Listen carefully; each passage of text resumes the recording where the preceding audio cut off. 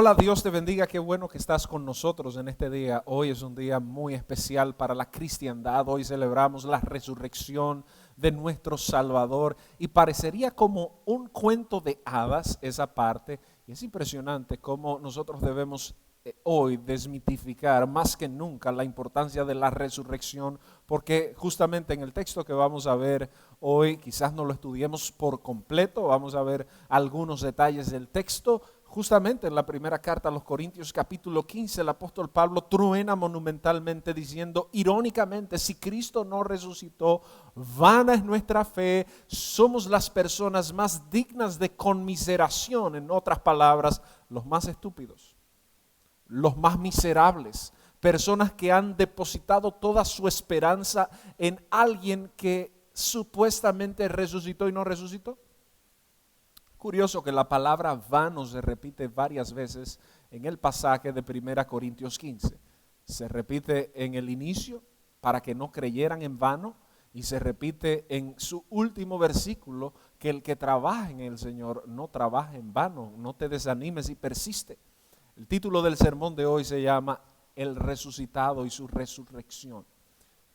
Este título de El resucitado, históricamente las comunidades primitivas conocían a Jesús como el resucitado. La palabra cristianos fue adquiriendo cierta prominencia luego de Antioquía, pues en la época cuando vemos historiadores como Tácito, como Suetonio, el mismo Flavio Josefo cuando narra la muerte de Jacobo, el hermano del Crestus, de Cristo, Suetonio cuando habla de Crestus, y Tácito obviamente que habla más detalladamente de la superstición que había invadido a Roma.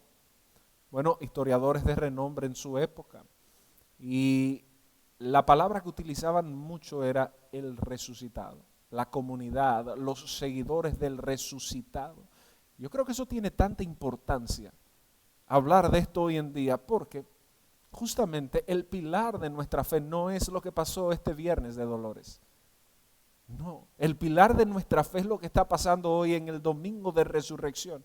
Y yo creo que este es el tiempo más oportuno para hablar de la resurrección de Cristo frente a la calamidad que está viviendo nuestro mundo. ¿Cuál es la oferta fundamental del Evangelio? ¿Es que vas a tener bienes? ¿Es que vas a tener riquezas? ¿Es que vas a tener prosperidad? No. Esos son efectos colaterales que en algún caso de alguna persona podría pasar. Sin embargo, esa no es la oferta máxima del Evangelio. Y hoy en día mucha gente que ha vuelto a las Escrituras, si tú ves las estadísticas, éntrate a Google y trata de ver cuántas aplicaciones de la Biblia se han descargado en este tiempo, millones, cumpliéndose aquellas palabras de Mateo 24, que la palabra llegará a todo el mundo. Nosotros que podemos colaborar y que estamos un poco imbuidos con el tema de Sociedad Bíblica Unida, manejamos algunos datos de traducciones o temas de cuántas etnias faltan para que la Biblia sea traducida. De hecho, hay un grupo muy conocido, el grupo E10, Every Tribe, Every Nation, que son donantes y que sponsorean o patrocinan programas para que la Biblia llegue a todo el mundo, porque dice la palabra que entonces Jesús vendrá o vendrá el fin cuando el Evangelio haya llegado a toda la faz de la tierra. Ahora, quisiera ir a un texto que lo vamos a ir viendo de forma inversa. Vamos a utilizar un poco de reingeniería inversa en el pasaje de 1 Corintios 15. Vamos a ir al versículo 54. Recuerde que el título de este sermón se llama El resucitado y su resurrección. Verso 54 dice, 1 Corintios 15, cito: y cuando esto corruptible se haya vestido de incorrupción y esto mortal se haya vestido de inmortalidad, entonces se cumplirá la palabra que está escrita: sorbida es la muerte en victoria. ¿Dónde está, oh muerte, tu aguijón? ¿Dónde, oh sepulcro, tu victoria? Ya que el aguijón de la muerte es el pecado y el poder del pecado la ley. Mas gracias sean dadas a Dios que nos da la victoria por medio de nuestro Señor Jesucristo. Verso final, el verso 58, así que, hermanos míos, amados, Estad firmes y constantes, creciendo en la obra del Señor siempre, sabiendo que vuestro trabajo en el Señor no es en vano. Fíjese qué impresionante, y aquí se plantea un tema totalmente místico. Sin embargo, que ha sido material para escribir muchos libros, toneladas de libros, hablando acerca de la evidencia fundamental de la resurrección de Jesús. En este pasaje, Pablo aborda el tema más arriba, como lo mencioné en la introducción, sobre el concepto de la miseria humana que tendría una persona que confíe en alguien que resucitó, siendo esto una quimera o una utopía, y que se exima de los placeres mundanos o terrenales, simple y llanamente fundamentado en algo que no tiene sentido, que no tiene lógica o ciencia. Entendamos el grupo de interés, como algunos intérpretes sugerirían. Vamos a ir más bien a definir cuáles son los grupos de interés en el texto. Y uno de ellos, sin duda, eran los saduceos que estaban incluidos en el texto. Otro de ellos era un colectivo de macedonios que tenían escuelas de filosofía, tenían pensamientos acabados sobre la filosofía, y los sofistas griegos, estos personajes que vienen desde el siglo III antes de Cristo, tenían como profesión ir, embaucar o hablar y usar el arte de la retórica y la dialéctica como elemento puntual. Era uno de los grupos de intereses de esta carta, de este texto. A Pablo lo han considerado, o lo iban a considerar más adelante, palabrero. En otro lugar, en el capítulo 1, versículo 18 de la primera carta a los Corintios, le dicen, Pablo mismo dice, porque el evangelio de la cruz es locura para el que se pierde. No hablamos del loco esquizofrénico, hablamos de los epítetos que le asignaban los griegos a Pablo por considerar que la resurrección era posible. De hecho, el grupo de saduceos, al que mencionamos como un grupo de interés, los saduceos tampoco creían en la resurrección. Si usted va a hablar de saduceos, hablemos de la pirámide sociocultural de los judíos. Los saduceos estaban en la cima, por encima de los fariseos. Era el grupo oligarca, aristócrata y dominante. No era el más populoso, era un grupo selecto. Pregúntele a Anás y a Caifás de dónde venían ellos, cuál era la línea, cuál era la familia. Eran saduceos y ellos no creían en la resurrección. Sin embargo, el versículo que leímos, el versículo 55, ¿dónde está, oh muerte, tu aguijón? ¿Dónde, oh sepulcro, tu victoria? Ya que el aguijón de la muerte es el pecado, y el poder del pecado la ley, mas gracias sean dadas a Dios que nos da la victoria por medio de nuestro Señor Jesucristo. Sorbida, versículo 54, es la muerte de Cristo Jesús en victoria. Yo quisiera delinear algunos puntos. Uno, la oferta del evangelio. El mes pasado o el mes antes pasado tuve la oportunidad de lanzar mi libro que se llama ¿Quién secuestró el evangelio? Y en uno de los capítulos iniciales comenzamos a definir qué es y qué no es evangelio. Y fíjese que la oferta del evangelio puntualmente sería, mira, cuando esto corruptible se vista de lo incorruptible, cuando lo material o lo mortal se vista de inmortalidad, y termina el apóstol Pablo diciendo, ¿sabes qué? Si trabajas en el Señor, mantente firme y perseverante, porque no es en vano que lo estás haciendo. En el versículo 1 y 2 del mismo capítulo dice, cito, además os declaro, hermanos, el evangelio que os he predicado, el cual también recibisteis, en el cual también perseveráis, por el cual asimismo, si retenéis la palabra que os he predicado, sois salvos, si no creísteis en vano. Entonces, ¿cuál es esa promesa de salvación? Y yo quisiera pasar a definir esa promesa hoy en día, donde el mundo está esperando sanidad, donde el mundo está esperando alimento. Y me pregunto, ¿es malo esperar alimento? ¿Es malo esperar sanidad? Si usted se da cuenta, aquellos famosos maestros que vemos, recuerdo uno de las alocuciones del Papa emérito Joseph Ratzinger, que en una de sus alocuciones citó a Simón de Barcoeva, quien fue un libertador judío que evidentemente logró expulsar por un tiempo al imperio romano por un periodo muy corto, y luego vinieron ciertas fuertes, graves situaciones, y obviamente hubo una masacre. De hecho, una de las destrucciones de Jerusalén se produjo como una retaliación del gobierno de Roma frente a eso. Sin embargo, era un líder político. Cuando vemos a Gamaliel en el libro de los Hechos hablar acerca de los seguidores del resucitado, Gamaliel dice, mira, pero se levantó Judas el Galileo, se levantó un tal Teudas, tengan cuidado. Ninguno de ellos practicaron la acción social hasta donde se sabe cómo la practicó Jesús. Jesús practicó al que tenía hambre, dele de comer.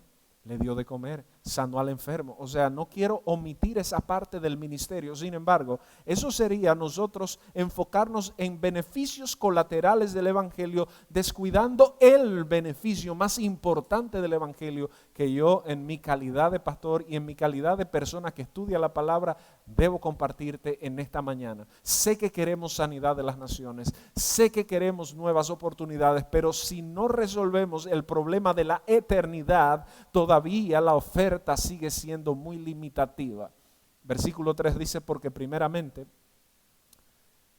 os he enseñado lo que asimismo recibí, que Cristo murió por nuestros pecados, conforme a las Escrituras, y que fue sepultado y que resucitó al tercer día, conforme a las Escrituras, y que pareció a Cefas y después a los 12. Después apareció a más de 500 hermanos a la vez, de los cuales muchos viven aún y otros ya duermen. Después apareció a Jacobo, después a todos los apóstoles, y al último de todos, como a un abortivo, me apareció a mí. Es impresionante ver cómo nos detenemos aquí sobre la confirmación de la Escritura. Definamos eso. Cuando nosotros definimos este pasaje, el versículo 3 al 5, se supone uno de los credos más antiguos por la fraseología, por la hagiografía. Esa porción no se le atribuye a un contenido autóctono de Pablo. Se entiende claramente que fue algo que él recibió, un credo que se remonta probablemente a 2 o 3 años después de la muerte de Jesús. ¿Cuál era el génesis del evangelio? ¿Cuál era la oferta? Yo he enseñado lo que recibí, que Cristo murió por nuestros pecados.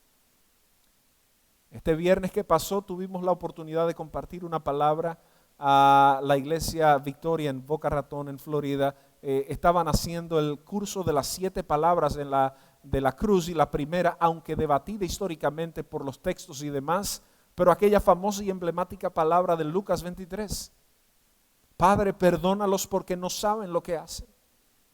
Y con esto quiero puntualizar lo siguiente.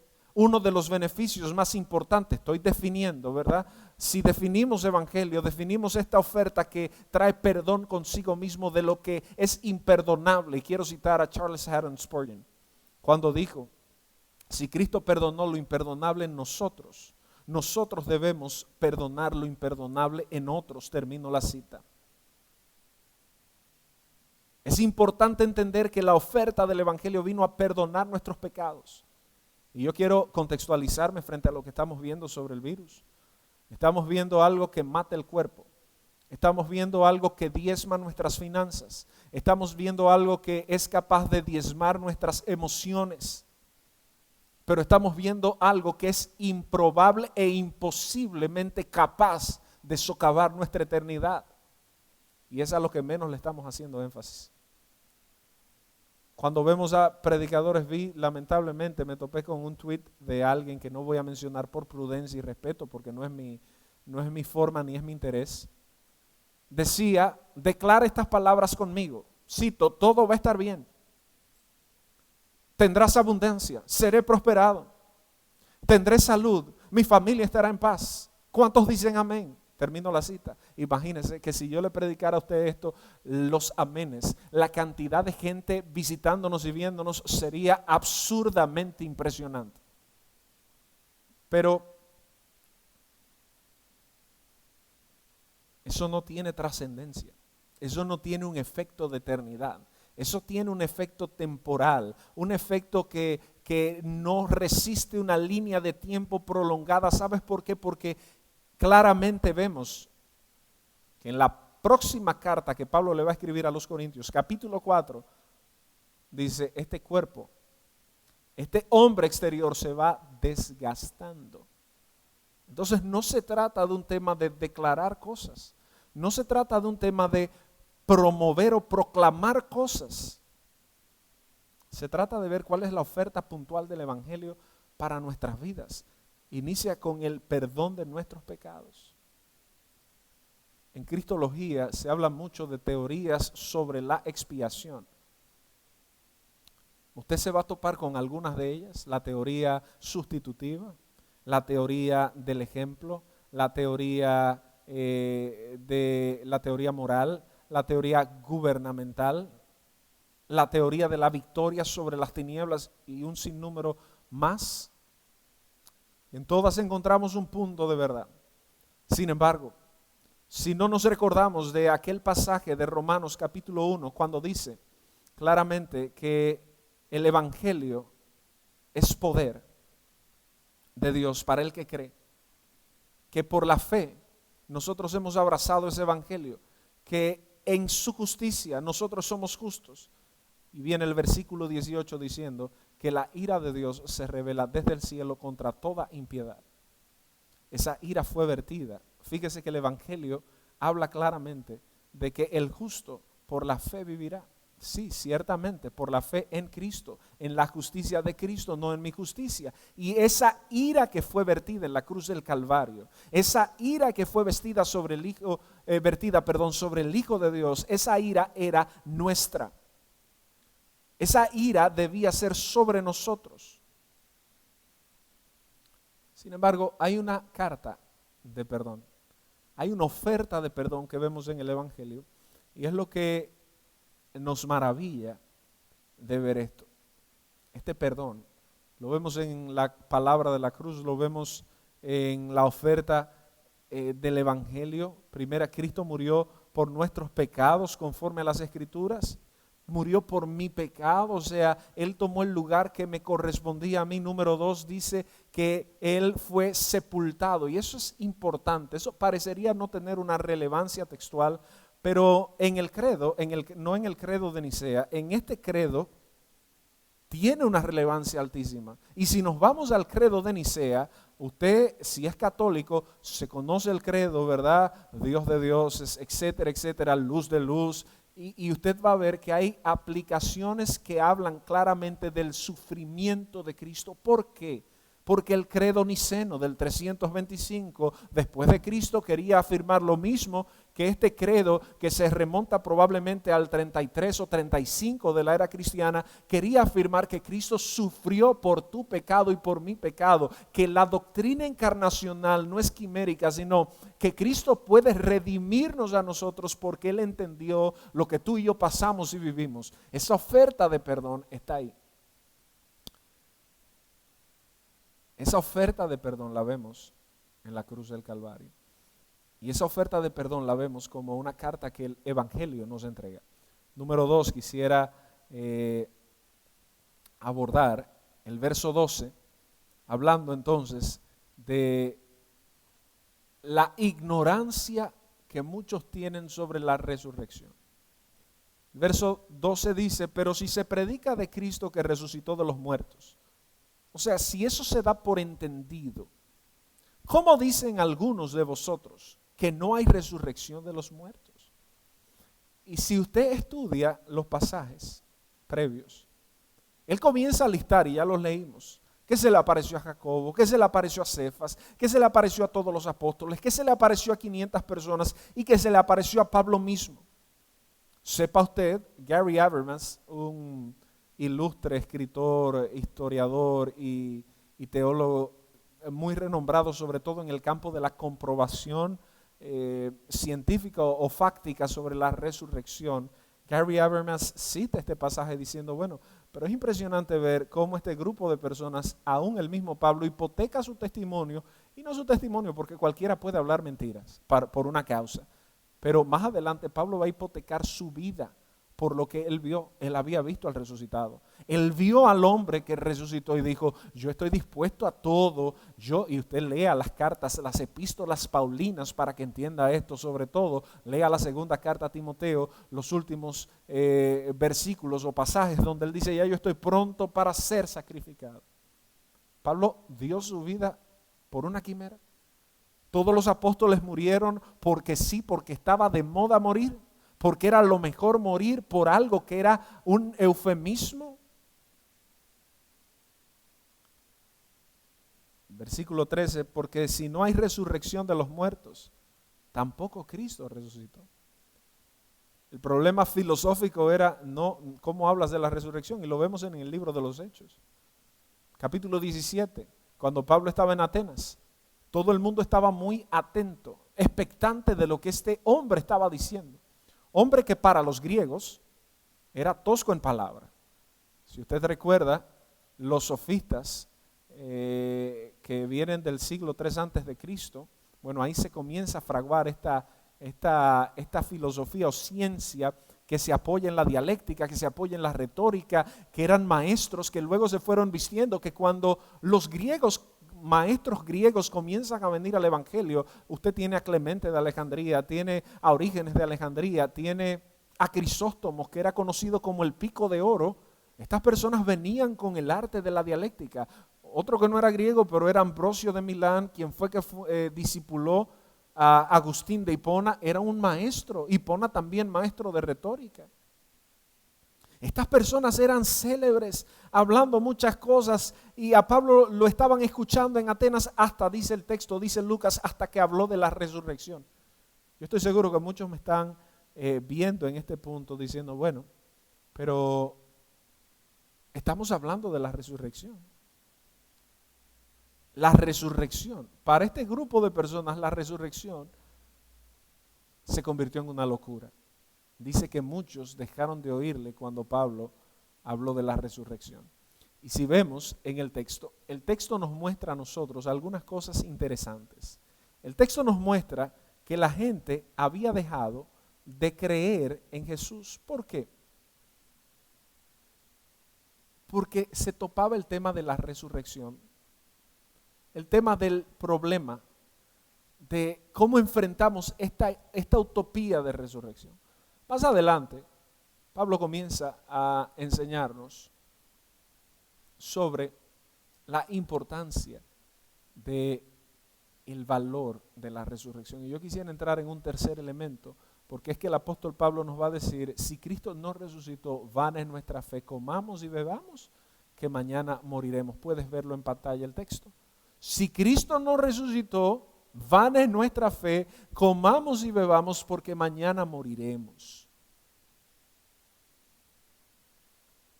El pilar de la fe cristiana es la resurrección.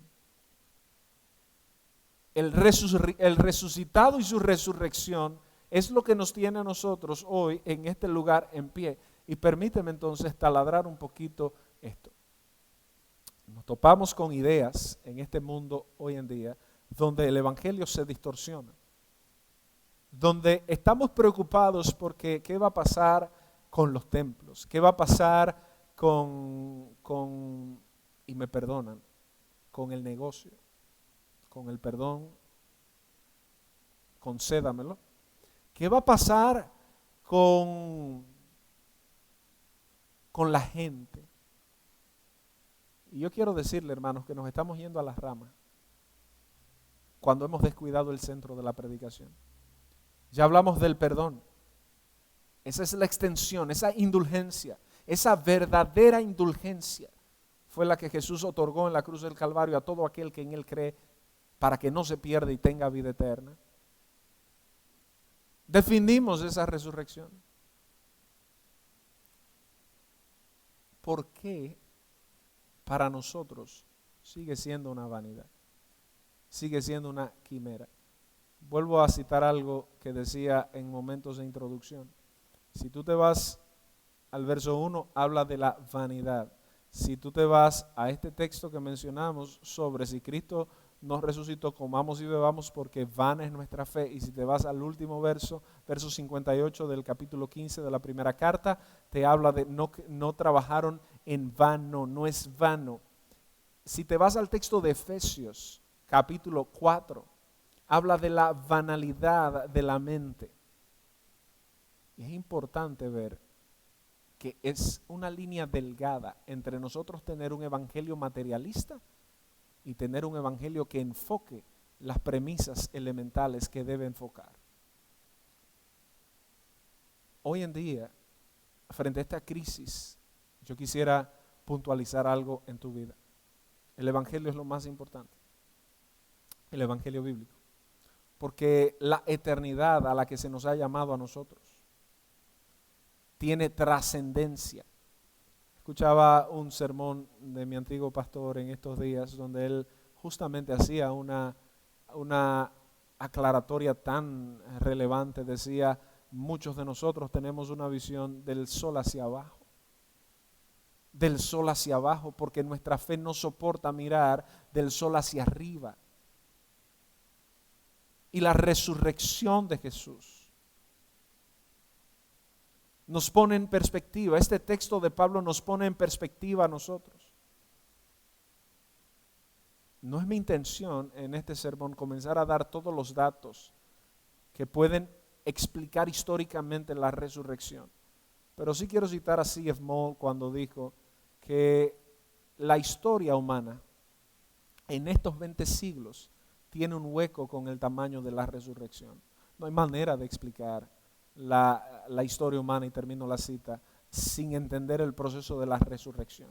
¿Cómo es posible que estos hombres dieran sus vidas, entregaran sus cuerpos, entregaran a sus familias? Y esto nada más y nada menos que iba avanzando. Y yo quiero recordar y citar a Tácito. Si nos vamos a lo que Tácito habla de que aquella peste, porque en Roma llegaba, y lo dijo de forma irónica, llegaba toda la basura, todo tipo de superstición, dice que se calmó por un poco. Qué interesante, porque parece que el enemigo pensó que con la muerte de Jesús había ganado su plan. No. El mismo Tácito dice que solo fue temporal, que el brote fue mayor e incontenible. ¿Por qué? Por la resurrección. Evidentemente Tácito no menciona eso, pero no hay otra forma de explicar que el cristianismo se volviera una pandemia en el mundo si no tenía una prueba tan fehaciente de que sus portadores habían tenido un encuentro con el resucitado. Hoy en día estamos persiguiendo la banalidad de nuestras cosas aquí en la tierra, aún en el evangelio. ¿Y qué ha puesto como evidencia esta crisis en muchos de nuestros sermones? Que el que no tiene la capacidad de entender un evangelio por encima de la crisis, definitivamente ha estado consumiendo o predicando un falso evangelio. Un falso evangelio. Porque el evangelio, y fíjese lo que dice Pablo en Gálatas capítulo 1, versículo 9, si aún nosotros o un ángel del cielo viniera y les predicase otro evangelio, maldito sea de Dios. Qué impresionante, hermanos. Cuando nosotros nos detenemos sobre la virilidad de la resurrección, sobre esa potencia de la resurrección, sería una ironía, como Pablo cita en la carta, decir, oye, ¿qué grupo de estúpidos seríamos si viviéramos nuestra vida sometida a algo tan improbable? Vuelvo y cito, Pablo mismo dijo, yo lo vi. Y la mejor manera de él haber vivido coherentemente con eso que él vio fue haber muerto por lo que él vio. Fue suficientemente revelador lo que él vio al resucitado para decidir creer en su resurrección e hipotecar su vida aquí en la tierra. Usted me dirá, ¿qué tiene todo esto que ver con el virus, con la situación, con la resurrección? Hermanos, estamos consumiendo el bagazo del evangelio muchas veces. Estamos actuando supersticiosa y frívolamente muchas veces. Estamos más apegados a nuestras tradiciones para que todo esté bien. Y yo quiero animarte y decirte todo va a estar bien, pero lamentablemente, aunque todo vuelva a la normalidad, habrán cosas que seguirán estando mal. Y si no tienes un amplio conocimiento del Evangelio, y no me refiero a montones de libros de teología, me refiero a una puntualización de que el Evangelio es perdón en Jesús de nuestros pecados, que su justicia se imputa a nuestra vida, Él nos hace justos y entonces podemos tener eso incorruptible que dice Pablo, sorbida es la muerte de Cristo Jesús en victoria. Y eso mortal, esto mortal se reviste de inmortalidad. Hermanos, amigos, hermanas, estamos tan pendientes de una forma exacerbada y exagerada a lo que ha de pasarnos. ¿Y eso es correcto? Ese principio, ese sentido de la supervivencia. Pero se nos está olvidando lo que Jesús dijo, yo me voy, pero a donde yo voy a prepararles morada a ustedes. Y yo sé que hay gente que está frente a su televisor en este momento, o frente a su iPad, o frente a su celular, que está angustiadísimo. Y parecería que estos sermones se han convertido, hay millones de views en el mundo hoy en día de cientos de personas, miles de personas consumiendo mensajes cristianos. Y eso es buenísimo. Pero los pilares del Evangelio son perdón, arrepentimiento, rendición, recibir ese perdón, depositar mi fe y confiar en la eternidad que me promete el Evangelio. En algún punto, esto llevaba a que Pablo en el capítulo 1, versículo 18 escribiese, porque el Evangelio de la cruz es locura para el que se pierde. El Evangelio de la cruz es locura para el que se pierde. Es algo absurdo pensar que yo he depositado mi fe en alguien que resucitó. Fíjese que los argumentos son, muéstrame una evidencia. Yo quisiera invitarle a que usted, dentro de su literatura, hay muy buenos libros. Busque los libros de Gary Habermas, busque los libros de Max Lucado, busque los libros de Judge McDowell sobre las evidencias que exigen un veredicto, busque los libros de Lee Strobel, el caso de Cristo. Hay cantidades de literaturas que usted podría consumir y llegar a una clarividencia histórica de la resurrección. Ahora, hay un camino elemental que la historia no te va a poder dar, y es el camino de la fe, que es un don de Dios. Este es el tiempo de depositar nuestra fe en el resucitado y en su resurrección, y saber que si para nosotros eso es el Spectrus Patronus de Harry Potter, hermano, qué miserables somos, porque vana es nuestra fe. Si para nosotros eso es la verdad absoluta, entonces lo que el texto dice es, debemos gozarnos, porque si Cristo resucitó, dice el texto también que es la primicia de los que resucitaremos. Lo que está diciendo es, todo lo que se cumplió en el Calvario, consumado es, tetelestai, resucitó. Tú y yo resucitaremos. Pablo dice, los que murieron en Cristo resucitarán con Él. Decía el apóstol Pablo en los versos finales, dice, les voy a dar un misterio, como decíamos en la introducción. No todos dormiremos.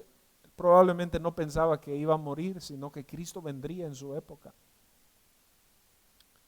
Pero todos seremos transformados. Y yo me maravillo de pensar en la realidad de que lo más normal y correcto no es solo que esperemos la venida de Cristo en nuestro tiempo, sino que la anhelemos. Que dice la Biblia, corona hay para el que anhela la venida de Jesús. es un tiempo especial.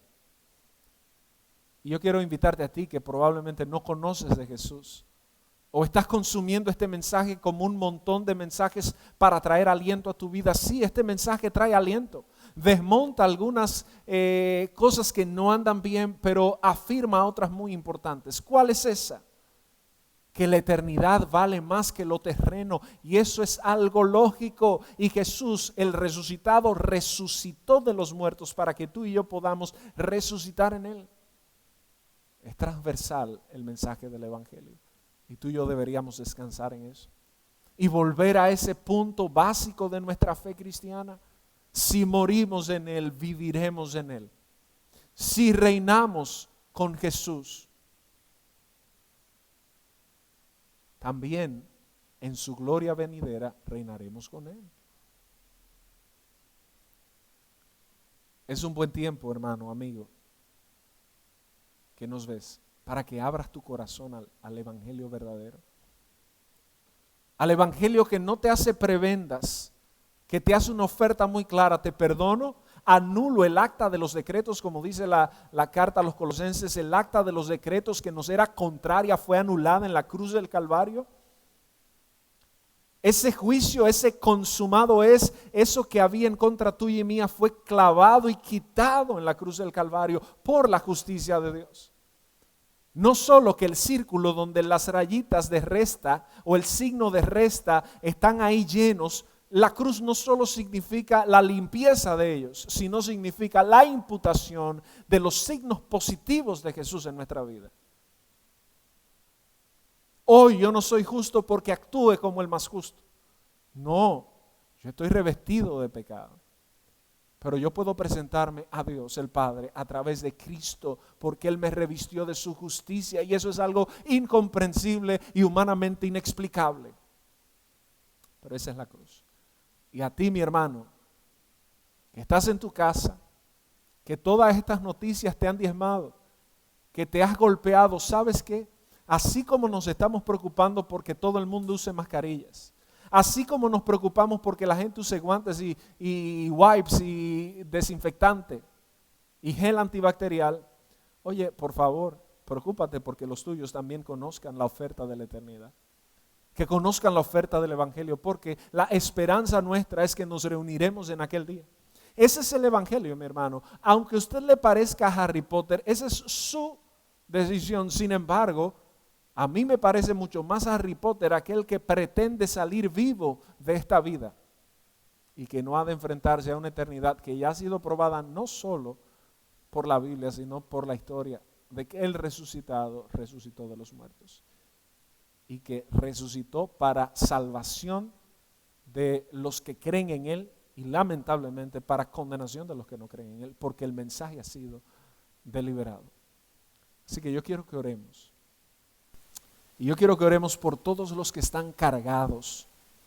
Y quiero invitarte ahí a ti que me estás viendo hoy, seas de esta iglesia o no, que ores conmigo, pero que le ores al Padre a través de Jesucristo, pidiéndole que te ayude y que te guarde y que te permita abrazar y probar el néctar del Evangelio bíblico, el Evangelio de redención, que conozcas al resucitado cada día más y su resurrección. Oremos. Padre, en el nombre de Jesús, gracias por este día, por tu palabra, por la palabra que ha sido compartida, Señor, a través de CBF Virtual.